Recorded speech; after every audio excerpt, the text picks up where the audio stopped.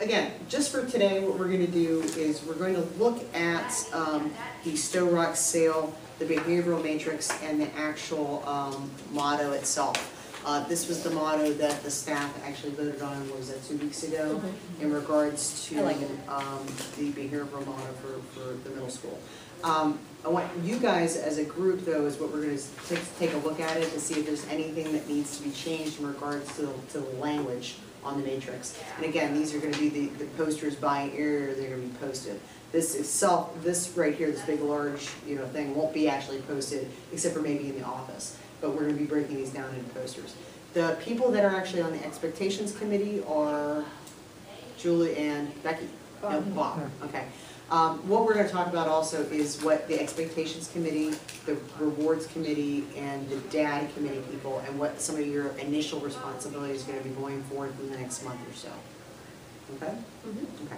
All right, so before we kind of tackle this, expectations, you guys are the rewards, right? Yeah. I'm just going to grab my glasses. Becky? Yeah.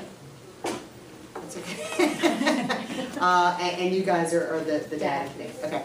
What's going to probably happen, because obviously now that we have the expectations all kind of like identified and outlined, the expectations committee folks are actually going to look at these and start developing the posters. Creating, what kind of photos you want to have, how you want to tie that in, what kind of posters you want to develop. The expectations committee is also going to think about ways how to promote the sale. One of the things we talked about was each month having different themes. So like sale with pride, sale with achievement, sale to success, and be able to kind of break down how that's going to be slowly introduced to the students. Also, the expectations committee has the very arduous process of developing how it's going to be introduced to the students. Okay, so it's like an assembly. What's that? Which committee does that? The expectations committee. Okay. Again, up front, the expectations committee is going to seem to have the most work because, of course, once you have it developed, you're just monitoring, as going. The rewards committee is also going to have a lot of work up front, and the data committee will notice, like, boy, we don't have a whole lot to do, but as time goes by, you'll find that you'll have more consistent work to track. Okay, so expectations committee, what we'll do is I will schedule a time to meet with the two of you guys. Julie and Bob, right? A time that we can meet sometime between now and the next month, and go over exactly what your goals are, what your responsibilities are, and kind of give you some examples of other schools and what they've done. Okay. The rewards committee, right? The two of you guys right there. You guys are going to be taking and developing an incentive and reward school-wide program that ties into the sale, the expectations and rules and expectations. You want to do it, obviously, that's going to be age appropriate. It's going to be something that obviously that the kids will buy into. So doing a survey of the students of what things they find incentivizing. Being that you guys aren't floating on a boat or floating, we have to come up with creative ways of doing non-monetary rewards, so like free time, time for lunch, what have you, lunch passes, and also have to be very creative in ways of raising money to maybe purchase certain things. Okay, and I will also be meeting with the two of you, talking about how different schools have done this in different districts. Believe it or not, that actually have less money than you guys. Yeah, we just had a really bad experience. That's why I just caught myself rolling my eyes, which apparently I do a lot. But she offered, all the math teachers offered to have pies thrown in their face. The Mr. Lex offered to have his head shaved. Mr. Mercer was going to have his arms shaved. All if they put a $1 ticket in a bucket, and we raised at least $200. Wow. That's great. We barely went over 100. Barely raised 100? Barely. I think our last count was $108. Okay.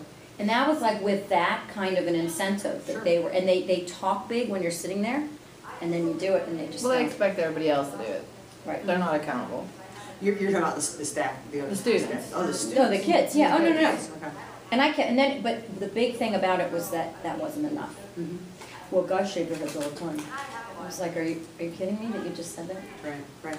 And this is the thing, depending on the population, depending on past experiences, what other ideas that we can come up with.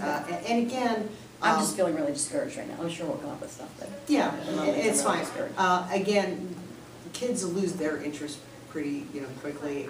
And obviously the shock effect of part of this generation is very different than ours. Like, we would have been like, great, teacher shaved their head, Yeah, that's exactly. awesome. They want a teacher to jump off a bridge, Right, I'm sure, like, that's the kind of. and even that, it's no big deal. Yeah, even that, it's like, I would have jumped off the McKees Rock, Right, whatever. it was just the McKees Rocks. Right.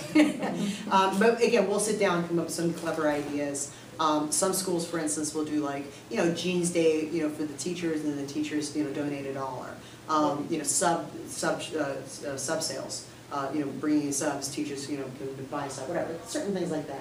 Obviously, parent involvement, how limited it may be in your school, so we'll talk about creative ideas of doing that.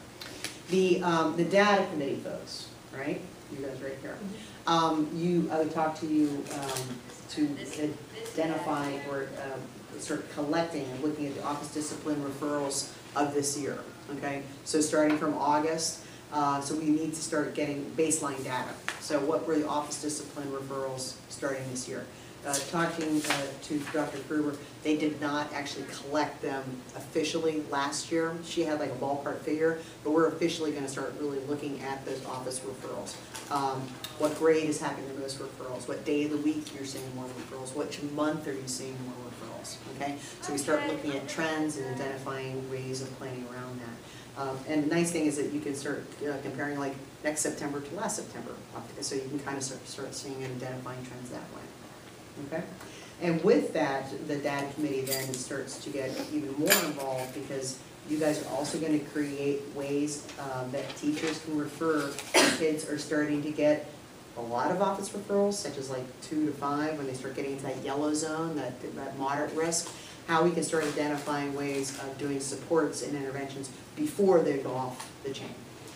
Okay, because obviously we wait around until kids go off the chain, and then at that point sometimes it's just a little too late. Okay, because they've already lost a lot of school time and instructional time.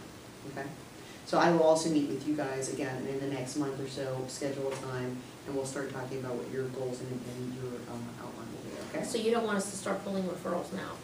And if we do, does Dr. Kerber know that she's Dr. aware that Kerber we is need to supposed to do be, this? yes, Dr. Kerber is aware that these office referrals should have been put like aside, so they've been put aside. So But they've been put what you aside guys- or they've been put in ProSoft, like can we just issue a report? You should be able to just get a printout.